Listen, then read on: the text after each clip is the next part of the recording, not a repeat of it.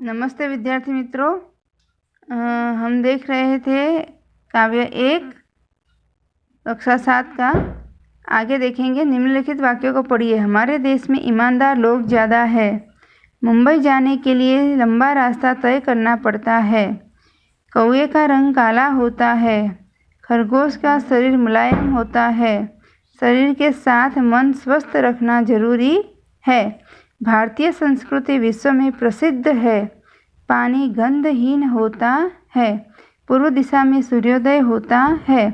तो यहाँ पर आपको अंडरलाइन दी गई है शब्द के नीचे ईमानदार, लंबा, काला, मुलायम, स्वस्थ, भारतीय, गंधहीन, पूर्व आदि जो है वो क्या है, विशेषण है। ये शब्द जो है वो संज्ञा के गुण, दोष, आकार, रंग, रूप, स्पर्श, दशा, अवस्था ये सब दिखाते हैं। तो इनको हम क्या कहेंगे, विशेषण है। पर ये कैसे विशेषण रहेंगे, तो गुणवाचक विशेषण, जहाँ पर इसके गुण दिखाते हैं। जैसे कि हमारे देश में ईमानदार लोग ज़्यादा है। तो कैसे लोग ज़्यादा है, ईमानदार। तो ईमानदार जो है वो एक गुण है। इंसान में जो गुण होते हैं, जैसे ईमानदार, उसकी ईमानदारी उसका गुण है। तो ईमानदार गुणवाचक विशेषण होगा। वैसे ही सब लंबा, रास्ता है। कैसा है रास्ता, तो लंबा। रंग तो काला है। खरगोश का शरीर कैसा होता है, तो मुलायम होता है। शरीर के साथ मन स्वस्थ रखना जरूरी है। भारतीय संस्कृति विश्व में प्रसिद्ध है। पानी गंधहीन होता है। पूर्व दिशा में सूर्योदय हो जाता है। दिशा तो पूर्व, पानी तो गंधहीन। ये शब्द जो है पदार्थों के गुण बताते हैं। इसे गुणवाचक विशेषण कहेंगे। अभी यहाँ पर प्रश्न एक, निम्नलिखित वाक्यों से गुणवाचक विशेषण छांटकर बॉक्स में लिखिए। तो भरद्वाज चतुर बालक था। भरद्वाज बालक था, पर कैसा था, तो चतुर बालक था। तो चतुर आएगा गुणवाचक विशेषण। फूल बाजार में पीले गुलाब मिलते हैं। फूल बाजार में गुलाब मिलते हैं, पर कैसे मिलते हैं, तो पीले। तो पीले उसकी विशेषता है, तो पीले गुणवाचक विशेषण आएगा। मिर्च का स्वाद तीखा होता है। मिर्च का स्वाद कैसा होता है, तो तीखा। तो तीखा गुणवाचक विशेषण होगा। शहरों में पंजाबी खाना मिलता है। खाना मिलता है, पर कैसा, तो पंजाबी। तो पंजाबी उसका विशेषण आएगा। सफ़ेद कपड़ों में दाग तुरंत दिखाई देता है। कैसे कपड़ों में दाग तुरंत दिखाई देता है, तो सफ़ेद कपड़ों में। आगे देखिए, इतना जानिए आपको दिया गया। ये सब आपको नोट में लिख लेना है। जैसे गुण दोष में कौन कौन से शब्द आते हैं, कौन कौन से नहीं आते हैं। तो दोष तो ईमानदार, बुद्धिमान, चतुर, योग्य, अच्छा, ठीक है। आकार तो गोल, चौड़ा, लंबा, पतला। रंग रूप तो सफ़ेद, काला, पीला। स्पर्श तो कोमल, कठोर, खुरदरा। दशा अवस्था जैसे स्वस्थ रहना, कमजोर, बीमार होना आदि। स्थान तो देश, काल, ग्रामीण, प्राचीन, भारतीय, शहरी, ठीक है। स्वाद तो घन तो मीठा, खट्टा, चटपटा, कड़ुआ, फीका, तीखा। दिशा तो पूर्व, पश्चिम, उत्तर, दक्षिण आदि। अब निम्नलिखित वाक्यों को पढ़िए। प्रयाग 3 नदियों का संगम स्थान है। आज केवल आधा लीटर दूध चाहिए। गौरव तीसरी कक्षा में पढ़ता है। सचिन वनडे में दोहरा शतक लगा चुके हैं। हमारे देश की चारों दिशा रक्षित है। तो यहाँ पर आपको देखेंगे 3, आधा, तीसरी, दोहरा, चारों, ये जो आदि शब्द है वो निश्चित संख्या का बोध कराते हैं।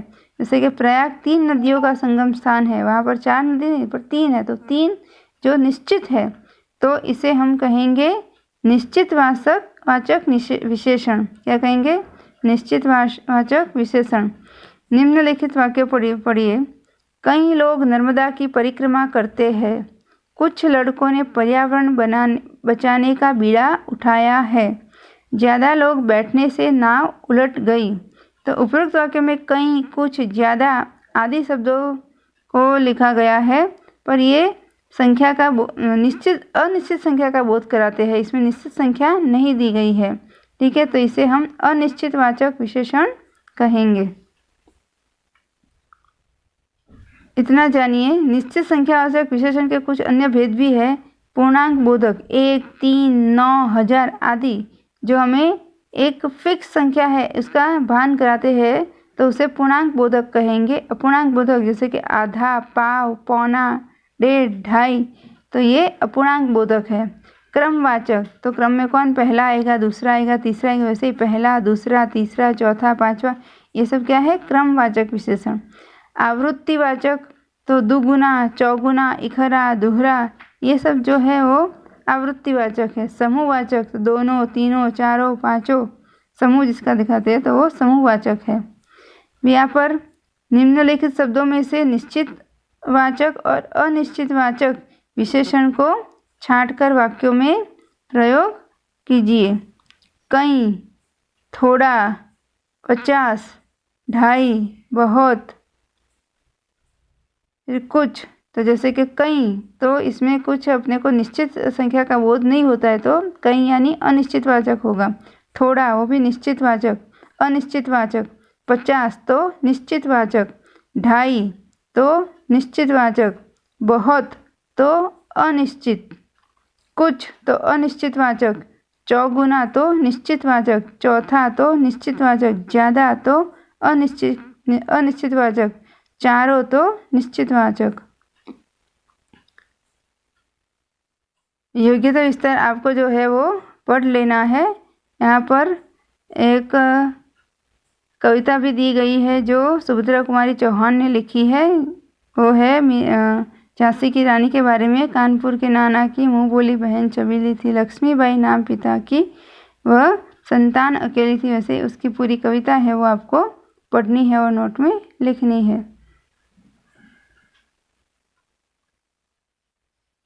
ठीक है विद्यार्थी मित्रों, तो अब आपको इस पूरे काव्य, शब्दार्थ, मुहावरे, वो सब आदि और जो भाषा सज्जता वगैरह जो है आदि सब आपको नोट में लिख लेने हैं और सही ढंग से अच्छे अक्षरों में लिखने हैं। नमस्ते।